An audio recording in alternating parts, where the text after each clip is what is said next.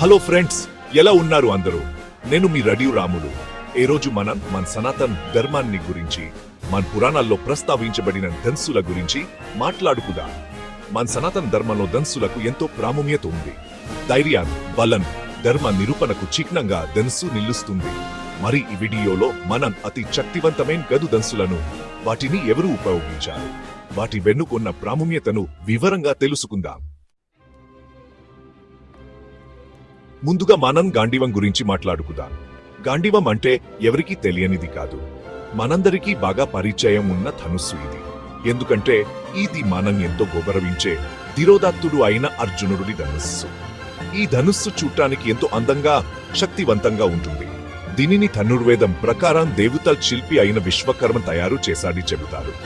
ఇది ఎంత శక్తివంతమనంటే దీని నుండి వదిలిన బాణం ఎప్పుడూ లక్ష్యాన్ని తప్పదు.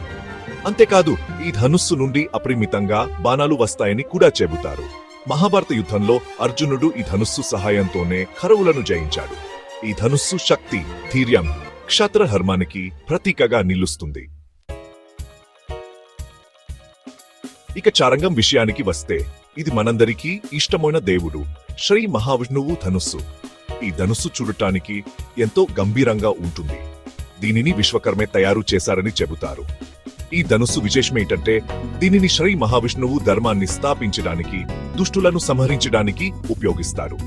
ఈ ధనుస్సు నుండి వచ్చే శబ్దం ఎంతో భయంకరంగా ఉండి శత్రువుల గుండెల్లో భయాన్ని నింపుతుంది. శ్రీ మహావిష్ణువు తన 3 అవతారాల్లో ఈ ధనుస్సును ధరించారని చెబుతారు. మత్స్య అవతారంలో హిరణ్యక్షుడిని సంహరించడానికి, కుర్మ అవతారంలో మందర పర్వతాన్ని తన వైపు మీద ధరించడానికి, శ్రీరామునిగా రావణాసురుడిని సంహరించడానికి ఈ ధనుస్సును ఉపయోగించారు. ఈ ధనుస్సు ధర్మస్థాపనకు, దుష్ట శిక్షణకు ప్రతీకగా నిలుస్తుంది. చాప్టర్ 3. ఇక మూడోది పినాకం. పేరు వినగానే ఒడ్డు జల్దరించడం సహజం. ఎందుకంటే ఇది ఆ పరమేశ్వరుడు త్రిమూర్తులలో ఒకరైన శివుడి ధనుస్సు. ఈ ధనుస్సును చూడటానికి ఎంతో భయంకరంగా, శక్తివంతంగా ఉంటుంది. దీనిని దేవతల శిల్పి అయిన విశ్వకర్మ తయారు చేశాడని, దీని నుండి వచ్చే అగ్ని జ్వాలలు త్రిలోకాలను కాల్చివేయగలవని చెబుతారు. శివుడు ఈ ధనుస్సును త్రిపురాసుర సంహార సమయంలో ఉపయోగించి త్రిలోకాలను రక్షించాడు. ఈ ధనుస్సు సంహార శక్తికి, దుష్ట శిక్షణకు, ధర్మస్థాపనకు ప్రతీకగా నిలుస్తుంది. చాప్టర్ 4. ఇక 4వది విజయ ధనుస్సు.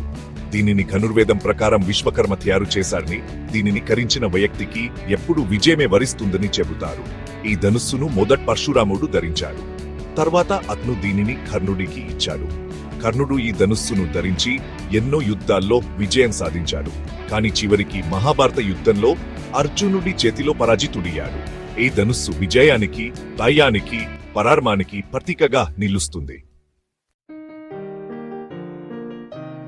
చాప్టర్ 5. చివరిగా మనం అజగు ధనుస్సు గురించి తెలుసుకుందాం. ఈ ధనుస్సు గురించి వినని వారు ఉండ్రంటే అతిశయోక్తి కాదు. ఎందుకంటే ఇది శివుడి ధనుస్సు. దీనిని బ్రహ్మదేవుడు సృష్టించాడని, శివుడు దీనిని ధరించి త్రిపురాసురులను సంహరించాడని చెబుతారు. ఈ ధనుస్సు ఎంత శక్తివంతమందంటే దీని నుండి వదిలిన బాణం త్రిలోకాలను నశింపజేయగలదు. శివుడు త్రిపురాసురులను సంహరించిన తర్వాత ధనుస్సును సముద్రంలో విసిరేశాడని చెబుతారు. ఈ ధనుస్సు శివుడి శక్తికి, త్రిమూర్తుల ఐక్యతకు ప్రతీకగా నిలుస్తుంది. ఔత్రో, ఇలా మన సనాతన ధర్మంలో ధనుస్సులకు ఎంతో ప్రాముఖ్యత ఉంది. ఈ ధనుస్సుల వెనుకున్న కథలు, వాటి ప్రాముఖ్యత మనకు మన సంస్కృతిని, పెద్దల వీరగాథలను గుర్తు చేస్తాయి. ఈ వీడియో మీకు నచ్చిందని ఆశిస్తున్నాను. మరిన్ని ఆసక్తికరమైన విషయాల కోసం మా ఛానల్ను సబ్స్క్రైబ్ చేయండి. వీడ్కోలు.